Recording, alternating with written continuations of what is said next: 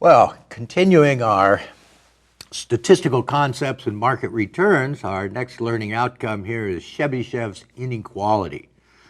And Chebyshev said that the minimum percentage of observations that lie within some number of standard deviations of the mean, as long as k is greater than 1, is 1 minus 1 over k squared. Of course, we can't have k equals 1 because that would make this 1 minus 1, which is 0, which doesn't tell us much at all. The application of this, straightforward. Here we've got it for 2 standard deviations, and we say, well, there's at least 75% of the outcomes within 2 standard deviations of the mean. 1 minus 1 over 2 squared, so 1 minus a quarter. Now remember, the interesting thing about Chebyshev's inequality here is that holds for any distribution, not just the normal or any specific distribution, but any distribution. A measure that we'll use fairly often is the coefficient of variation, and it's a measure of risk per unit of return. And we can use this to compare a couple investments that have, well, if one has greater expected returns but also has more risk, then how do we look at that trade-off between them? Well, this is one way to do it.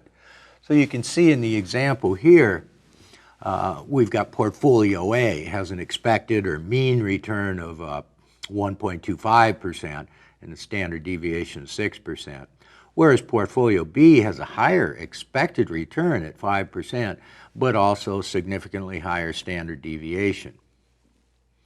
So we're just going to take that standard deviation and divide it by the mean return. So we can see here that portfolio A has a coefficient of variation of 4.8, and B has a coefficient of variation of 3.4. Well, we like a lower coefficient of variation is the one that would be preferred. And I think one way to help you remember this is from the name where it says coefficient of variation. It's a measure of variation, so that's how you can remember to put that in the numerator. So besides our first 2 measures of a distribution or parameters, the mean, where is it centered, and the variance or standard deviation, how spread out it is around the mean. Now we've got skewness as our next characteristic of a distribution. And when the skewness is 0, it's not skewed, and that just means it's symmetric. Fold it over on itself, it'd match up. So here we show the normal distribution here, which does have a skewness of 0. It is a symmetrical distribution. And we show it initially here with the mean and the median and the mode all at the same spot. So now let's introduce some skew to this. And how we might think about introducing some skew is to pull on that right-hand tail. So that gives us right-hand skew or positive skew. And it puts more outliers, more extreme observations out in that tail. And it also moves the mean and the median relative to the mode. And the learning outcome statement, part of it says you should be able to order these for positive skewness or negative skewness. So you can see here with the positive skew, the mean has moved the most, and the mode stayed where it was, and the median, which is in the middle of a distribution, right? Well, it's in the middle of these. It's between the mode and the mean. So that's how they're ordered. So if we look to the other side, our negative or left skew, we can see that again the mean is the one that's most affected, and the median still in the middle between the mode and the mean. And now our outliers are negative outliers, extreme negative observations. Now our last parameter of a distribution we're going to look at here in our level 1 curriculum is the kurtosis. And this is a shape parameter. So far we've had where is it centered, how spaced out is it around the mean, and then we had a symmetry. Now it's a shape. And we're going to measure the kurtosis really relative to a normal distribution. A normal distribution has a kurtosis of 3.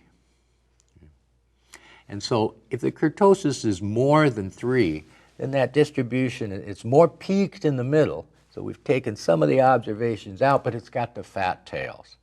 And the fat tails with positive excess kurtosis or a leptokurtic distribution comes up a lot when we're looking at risk. Because you can see with those fat tails, what that means is there's a greater probability of these extreme observations than with a normal distribution.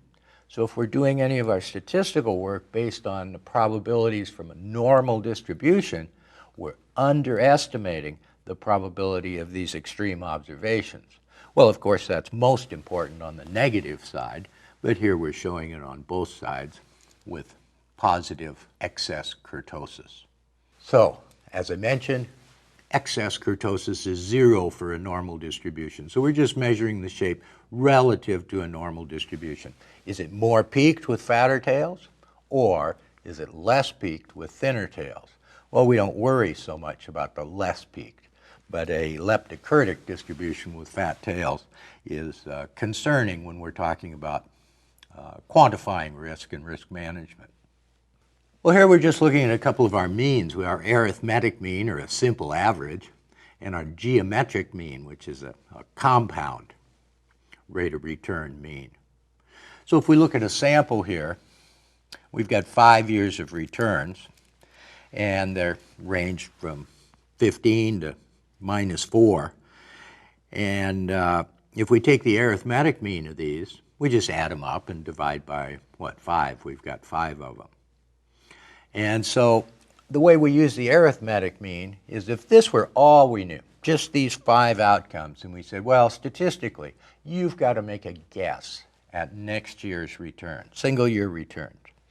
You've got to make a guess at next year's returns. What should you guess? Well, the arithmetic mean is statistically going to, on average, miss by the least amount. Okay? The actual error with the realized return is going to be the smallest. So that's why we say that's our statistical estimator for 1 year's returns. Now, if we're talking about returns over multiple periods, then we use the geometric mean. So 1 plus each of those, right? Multiply all those together, take it to the 1/5 power -1, our straight geometric mean calculation.